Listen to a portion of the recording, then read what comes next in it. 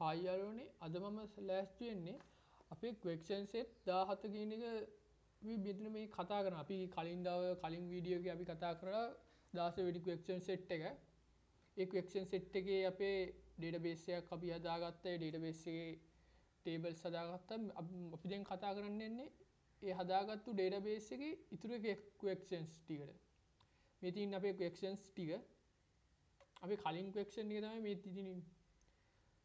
මේ තියෙන අපේ කලින් question එක.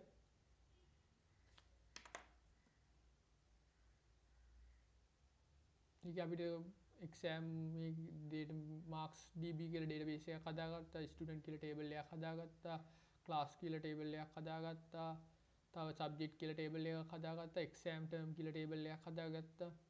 මේ තියෙන අපි හදාගත්තු database එකේ student කියන table එක, class මේ විදිහට මේ තියෙන අපේ tables ටික. දැන් අපිට තියෙන්නේ අපේ ඊළඟ question එක ගැන සාකච්ඡා කරන්න. මේ තියෙන අපේ ඊළඟ question set එක. අපි මේකේ එකින් එක කතා කරමු මේ questions ටික. මුලින් එයාලා කියලා දිනවා මේ question set 17 කියන එකේ first question එක තමයි what is the relationship between student and subject? කියන්නේ මොකද්ද කියලා අහනවා student සහ subject කියන tables දෙක අතර relationship එක මොකද්ද කියලා අහනවා. Can this relationship be is database? කියන්නේ මේගොල්ලෝ තියෙන මේ database එකේ තියෙන්න පුළුවන්ද කියලා අහනවා. මේ විදිහේ relationship එක student හා subject කියන tables දෙක අතර අපේ relationship එක මොකද්ද කියලා අහන්නේ. අපි දැන් කලින් හදාගත්තු මේ tables ටික තියෙනවා. අපෙන් අහන්නේ student හා subject කියන tables දෙක අතර. දැන් බැලුවොත් එක ස්ටුඩන්ට් කෙනෙක් සාමාන්‍යයෙන් grade 11 වගේ ස්ටුඩන්ට් කෙනෙක් ගත්තොත් එයාට subjects 9ක් හෝ 10ක් තියෙනවා අනිවාර්යෙන්. කියන්නේ එක ස්ටුඩන්ට් කෙනෙක්ට subjects ගොඩක් තියෙනවා. එක ස්ටුඩන්ට් කෙනෙක්ට subjects ගොඩක් තියෙනවා. එක subject එකක් ගත්තොත් සාමාන්‍ය එක subject එකක් ගණන් වගේ subject එකක් ගත්තොත් පන්තියේ එක ළමයෙක් නෙමෙයිනේ කරන්නේ. ඒකේ පන්තියේ හැමෝම වගේ කරනවා. ඒකින්ද එක subject එකකට ළමයි ගොඩක් ඉන්නවා. ඒතර මේ පැත්තෙන් එක ස්ටුඩන්ට් කෙනෙක්ට subjects ගොඩක් වෙනවා. ඒ කියන්නේ one to many relationship අවස්ථාව මේ ස්ටුඩන්ට් හා subject කියන දෙක අතර වදිනවා.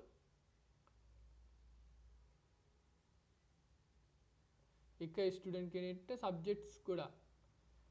කියන්නේ එක ස්ටුඩන්ට් කෙනෙක්ට subjects ගොඩක්. මේ විදිහට අපිට one to many relationship එකක් බලා ගන්න පුළුවන්. එක ස්ටුඩන්ට් කෙනෙක්ට subjects ගොඩක්. එක ස්ටුඩන්ට් මේ විදිහට අපිට one to many relationship එකක් ඒ වගේ බලා ගන්න පුළුවන්. ඊට අමතරව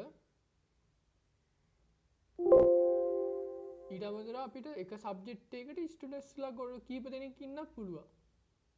ඒකටත් මම relationship එකක් add කරගෙන ඔයගොල්ලන්ට පෙන්නන්නම්. එක subject එකකට ස්ටුඩන්ට්ස්ලා ගොඩක් ඉන්න පුළුවන්. ඉතින් මෙතන එතකොට එක subject එකයි ස්ටුඩන්ට්ස්ලා ගොඩයි. එතන one to many relationship එකක් මෙතනින් වැදිලා තියෙනවා. මේ පැත්තට many ඇවිල්ලා මේ පැත්තට one ඇවිල්ලා. එහෙන් බැලුවොත් දෙපැත්තටම one to many relationships දෙකක් ඇවිල්ලා තියෙනවා. මේ පැත්තෙන් one to many මේ පැත්තෙන් one to many ඒ වගේ relationship දෙකක් ඇවිල්ලා තියෙනවා. ඒ කියන්නේ one to many relationships හැදිලා මෙතන මැද්දේ හැදෙනවා many to many relationship එකක්. කියන්නේ මේ දෙකේම මේ පැත්තෙත් one වෙනවා මේ පැත්තෙත් one වෙනවා මේ පැත්තෙත් many වෙනවා මේ පැත්තෙත් වෙනවා. ඊට පස්සේ මේ many තියෙන හින්දා දෙපැත්ත හැදෙනවා many to many relationship එකක්. මම දැන් many to many relationship එකක් මේ දෙක අතර හදනවා. අපි අහලා තියෙන පළවෙනි question එකේ තියෙන්නේ මොකද්ද මේ relationship එක කියලා අහලා තියෙන student හා subject කියලාද. එතකොට එතන question එකට answer එක වෙන්නේ මේ විදිහේ relationship එකක් database එකේ තියෙන්න පුළුවන්. ඒක student හා subject table දෙක අතර තියෙන relationship එක වෙන්න ඕනේ many to many relationship එකක්. කියලා ඔයගොල්ලෝ මේ question එකට answer එක විදිහට ලියන්න ඕනේ. ඊට පස්සේ ඊළඟ second question එකේ කියනවා create a relationship between student and subject. කියන්නේ relationship එක අපිට හදන්නලු දැන් තමයි අපිට කියලා තියෙන්නේ රිලේෂන්ෂිප් එක හදන්න කියලා. අපිට තියෙන many to many රිලේෂන්ෂිප් එක. අපි දැන් මම many to many එක ක්ලික් කළා. මම දැන් ස්ටුඩන්ට් ටේබල් එක හා මේ දෙක කනෙක්ට් කරමු. ස්ටුඩන්ට් had subject කියලා අපිට මේ විදිහට ටේබල් එකක් බලා ගන්න පුළුවන්. තව වෙන many to many රිලේෂන්ෂිප් එකක් හැදුනයින් පස්සේ අපිට many to many රිලේෂන්ෂිප් එක මේ දෙක අතර වදින්නේ නැහැ. ඒකින්ද වෙනම ටේබල් එකක් හදලා ඒ ටේබල් එකට නමක් දීගෙන වෙනම අලුතෙන් ටේබල් එකක් හැදිලා මේ many to many රිලේෂන්ෂිප් එක හදාගන්න ඒගොල්ලෝ. හදාගන්න ටේබල්ස් වල ප්‍රයිමරි කීස් එකතු වෙලා මේ විදිහට මේ අපිට many to many රිලේෂන්ෂිප් තියෙන ටේබල් එකක් බලා ගන්න පුළුවන්. දැන් අපි ඊළඟ ක්වෙස්චන් එකේ තියෙන්නේ change the name of table create above to student exam mark record. කියන්නේ හැදිච්ච ටේබල් එකේ name එක හදන්නලු create exam mark record කියන මේ ටේබල් එකට change කරන්නලු ඒගොල්ලෝ මේ දැන් අපි හදපු ටේබල් එකේ name එක. දැන් බලමු අපි හදපු ටේබල් එකේ name එක මොකක්ද තියෙන්නේ? student has subject කියලා තමයි අපේ මෙතන ටේබල් එකේ තියෙන්නේ. අපිට මේ ටේබල් එකේ name එක අපිට මේ විදිහට වෙනස් කරන්න කියනවා. student exam mark record කියලා විදිහට අපිට මේක වෙනස් කරන්න කියලා තියෙනවා. මේ තියෙන මම වෙනස් කරගත්ත මගේ student exam mark record කියන මේ මගේ ටේබල් එක දැන් වෙනස් මම name එක වෙනස් කරගත්තා. ඒකේ තියෙන්නේ student index number subject id කියලා මෙතන මේ columns දෙකක් තියෙනවා. දැන් බලමු අපේ ඊළඟ question එක මොකක්ද කියලා. add column to mark to column එකක් add කරන්නලු student exam mark record කියන table එකට mark කියලා. change the data type to double එකේ කියන්නේ මේ data type එක double වලට mark කියන column එකක් add කරන්නලු student exam mark record කියන table එකට. මම දැන් ඒක හදන්න යනවා. student exam mark record කියන table එකේ අපිට හදන්නලු mark කියලා table එකක්. මුලින් අපිට කියන mark කියන table එක. දැන් මේ විදිහට අපිට mark කියලා table එකක් හැදිලා තියෙනවා. ඒකේ data type එක change කරන්න කියන ඊළඟට කියන double වලට. double වලට අපි data type එක වෙනස් කරන්න කියන මේ විදිහට. දැන් අපි mark කියලා table එකක් හැදුවා. data type එක double. දැන් මේ විදිහට data type එක double වෙන mark කියන table එක හදාගෙන තියෙන්නේ.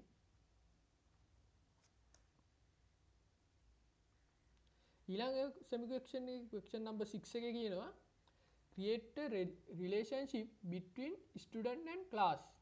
يعني students සහ class කියන tables දෙක අතර relationship එක හදන්න කියලා තමයි කියන්නේ.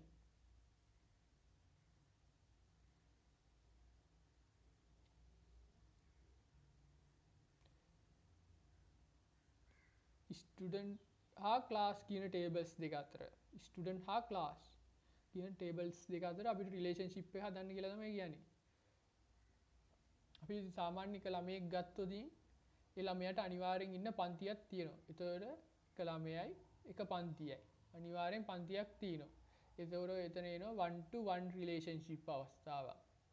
ඊට පස්සේ class එකක් ගත්තොත් එක පන්තියක් ගත්තොත් ඒ පන්තියේ ළමයි ගොඩක් ඉන්න පුළුවන්.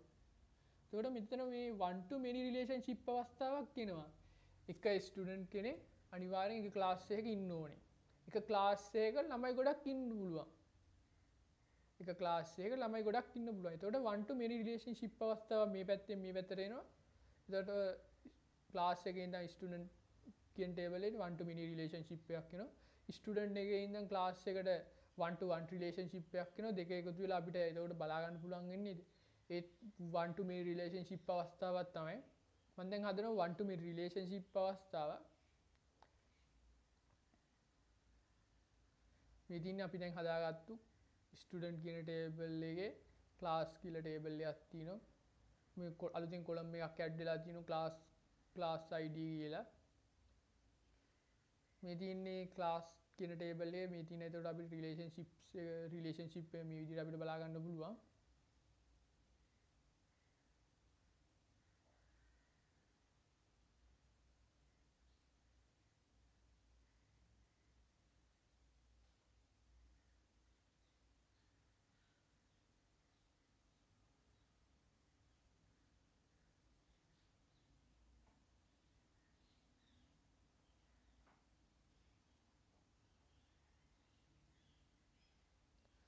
මට මෙතන question number 4 එක මගේ ඇල්ලලා තියෙනවා.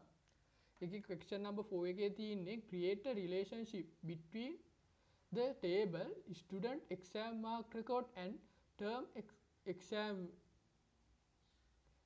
term කියන මේ tables දෙක අතර relationships එක හදන්න කියලා මට මේ question එක මගේ ඇල්ලලා තියෙනවා. මම දැන් මේ question එක මම කරලා පෙන්නන්නම්. අපිට තියෙන්නේ මෙතන student mark record කියන table එක හා exam term කියන මේ tables දෙක අතර relationship එක හදන්න.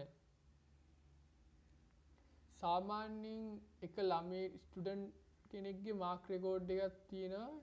එයාට එක ටර්ම් එකක් තියෙනවා. එක ළමයට ටර්ම් එක මාක් එකකට අනිවාර්යෙන් එක ටර්ම් එකක් තියෙනවා. උදාහරණයක් විදිහට අපිට දැන් සබ්ජෙක්ට් එක මැත්ස් කියලා සබ්ජෙක්ට් එකක් ගමුකෝ. මේ මැත්ස් කියන සබ්ජෙක්ට් එකේ ටර්ම් 1 එක තියෙන්න පුළුවන්. ඊට පස්සේ ටර්ම් 2 එක තියෙන්න පුළුවන්. එතකොට එක ටර්ම් එකක් අනිවාර්යෙන් තියෙනවා. එතකොට මෙතන ඉඳන් මෙතන ස්ටුඩන්ට් එක්සෑම් මාක් රෙකෝඩ් ඉඳන් එක්සෑම් ටර්ම් කියන එකට 1 to 1 රිලේෂන්ෂිප් අවස්ථාවක් සම්බන්ධ වෙනවා. ඊට පස්සේ අපිට බලා ගන්න පුළුවන් ටර්ම් එකේ ඉඳන් එක්සෑම් ටර්ම් එකේ ඉඳන් එක එක්සෑම් ටර්ම් එකකට සාමාන්‍යයෙන් සබ්ජෙක්ට්ස් ස්ටුඩන්ට්ස්ලා කීප දෙනෙක් සහභාගී වෙනවනේ. ඒකින් එතන 1 to many රිලේෂන්ෂිප් අවස්ථාවක් බලා ගන්න පුළුවන්. මෙතන ඉඳන් 1 to 1 රිලේෂන්ෂිප් එකකුයි 1 to many රිලේෂන්ෂිප් අවස්ථාවකුයි අපිට බලා ගන්න පුළුවන්.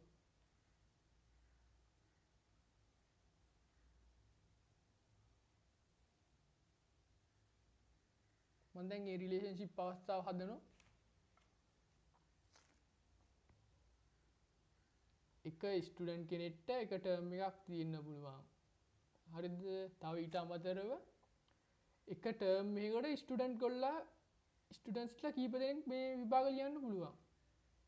එතකොට 1 to many රිලේෂන්ෂිප් අවස්ථාව මේ ටේබල්ස් දෙක අතර මේ සම්බන්ධ වෙනවා. මම මේ 1 to many රිලේෂන්ෂිප් අවස්ථාව සම්බන්ධ කරනවා.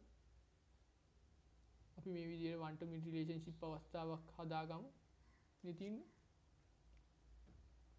අපිට එතකොට මේ විදිහට තව මේ exam term id කියලා කොලම් එකක් මේ student exam mark record කියන එකේ table එකේ අපිට බලා ගන්න පුළුවන්.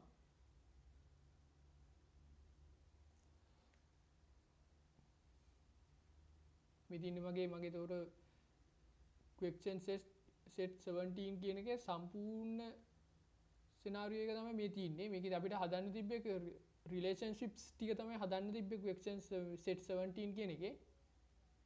මේ තින්නේ අපේ question set එක. ඒ පළවෙනි question එක කිව්වා අහලා තිබ්බා මොකද්ද student හා subject කියන table දෙක අතර relationship එක. ඒකේ තිබ්බ අපිට many to many relationship අවස්ථාවක්. එහෙම එකක් අපේ මේ database එකේ තියෙන්න පුළුවන්ද කියලා අහලා තියෙනවා. එහෙම එකක් තියෙන්න පුළුවන්. ඊට පස්සේ create කියලා තිබ්බා relationship ඒ tables දෙක අතර student හා subject කියන tables දෙක අතර relationship එක හදන්න කියලා තිබ්බා. ඒ relationship එකත් අපි දැන් මේ විදිහට min to min relationship එක හදලා අලුතෙන් අපිට මේ විදිහට table එකක් බලා ගන්න පුළුවන් වුණා. ඒ relationship එක හැදුවෙන් පස්සේ ඊළඟට අපිට third question එකේ කියලා තිබ්බා ඒකේ හැදිච්ච data මේ table එකේ name එක වෙනස් කරන්න කියලා තිබ්බා student exam mark record කියන නමින්. අපි මේ table එකේ මේ විදිහට වෙනස් කරගත්තා. තව අපිට කියලා තිබ්බා ඊළඟ question එකේ තිබ්බා student exam mark record හා term exam term කියන මේ tables දෙකේ relationship එක හදාගන්න කියලා. ඒ table එකේ relationship එක අපිට හදාගත්ත 1 to many relationship අවස්ථාවක් මේ විදිහට අපිට ආවා. මේ විදිහට 1 to many relationship අවස්ථාවක් කියන මේ පැත්තේ many ඇවිල්ලා මේ පැත්තේ 1 එනවා. ඊළඟ පස්වෙනි question එකේ අපිට කිව්වේ mark කියලා table එක මේ column එකක් add කරන්නලු මේ අපේ student exam mark record කියන table එකට. අපි mark කියලා table එකක් හදාගත්තා. ඒකේ data type එක double කියලා දෙන්න කියලා තිබ්බා. ඊට පස්සේ අපි last question එකේ තිබ්බේ students සහ class අතර මේ relationship එක හදන්න. අපි මේ විදිහට student හා class අතර අපි ඒකෙත් relationship එක හදාගත්තා.